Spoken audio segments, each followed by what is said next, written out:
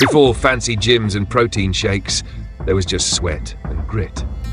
The legends of boxing, Muhammad Ali, Louis and Marciano, they weren't built in air-conditioned facilities with personal trainers hovering nearby.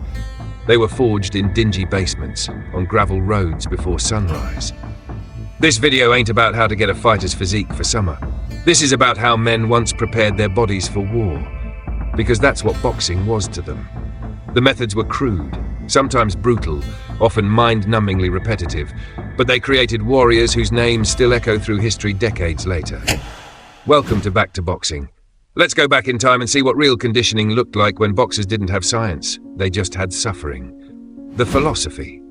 The old-timers had a saying, the more you bleed in the gym, the less you bleed in the ring. This wasn't just tough talk, it was the bedrock of their entire approach to training.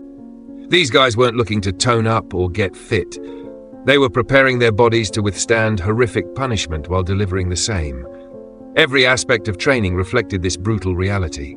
Jack Dempsey put it straight. A champion is someone who gets up when he can't. These men weren't working out. They were preparing for war. But philosophy alone doesn't forge champions. It takes methods, brutal, time-tested methods that separate the legends from the forgotten. And it all started before sunrise, with the most fundamental discipline in a boxer's life. Before a fighter can throw a single punch, before they can absorb a body shot, and before they can even step into the ring, they need one thing above all else: stamina. Old-school boxers understood this better than anyone. That's why they approached road work. Road work, the lost art. Every old-school fighter's day started the same way, in darkness.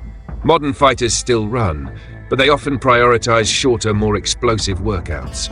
Old-school fighters, on the other hand, treated running like a sacred ritual, a way to build unmatched endurance and mental toughness. Most old-school champions ran anywhere between 5 to 10 miles every morning, often before sunrise. They didn't just jog at a steady pace, they ran on hilly terrain, in heavy boots, sometimes carrying weights or wearing ankle weights to increase resistance.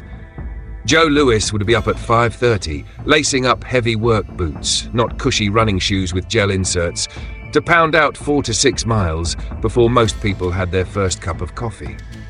Marciano ran through New England snowstorms, wearing heavy sweatshirts soaked in his own sweat. When asked why he didn't skip a day during a blizzard, he reportedly said, "What if the guy I'm fighting is running today?"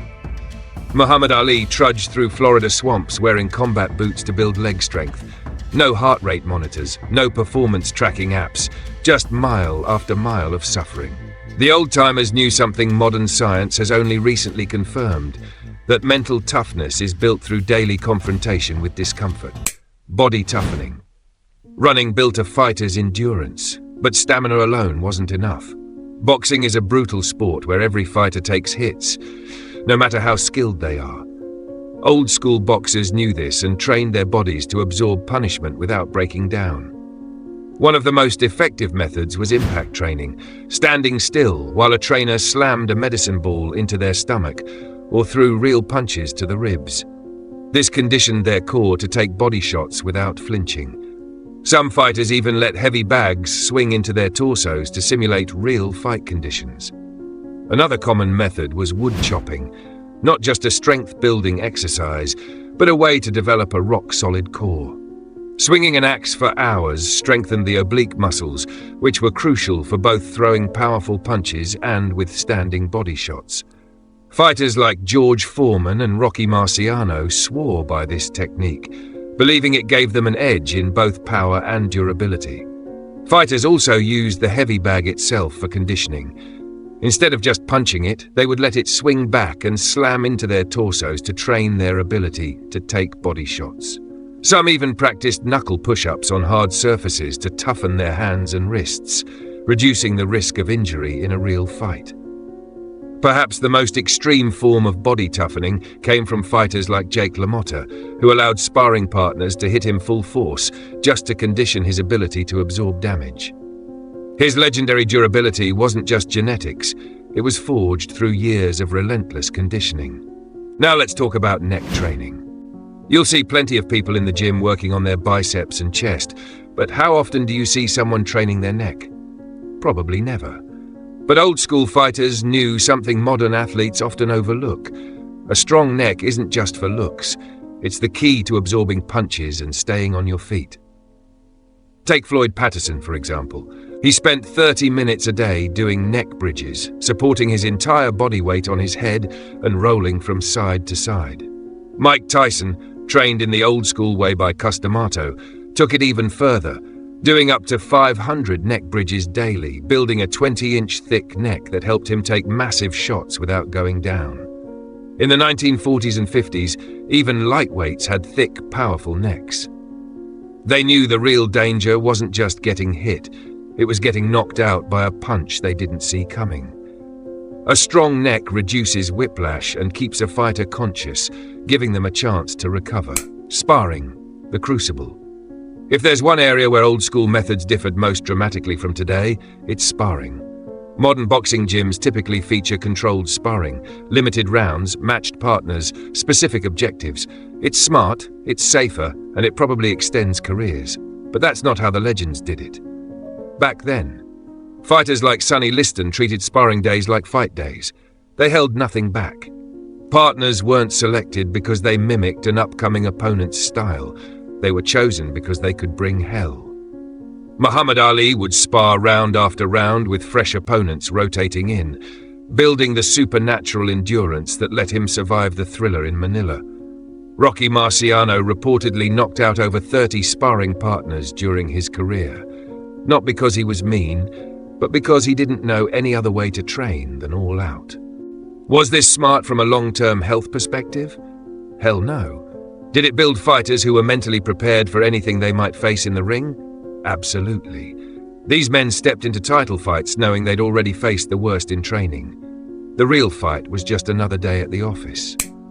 Recovery, toughness over technology. Walk into a modern boxing gym and you'll see cryotherapy chambers, compression boots, electrical stimulation units, and a dozen other recovery gadgets. The old-timers had ice, if they were lucky. Jake LaMotta would sit in a tub of ice water after training, not for a carefully timed 3 to 5 minutes like today's athletes, but until he couldn't feel his legs.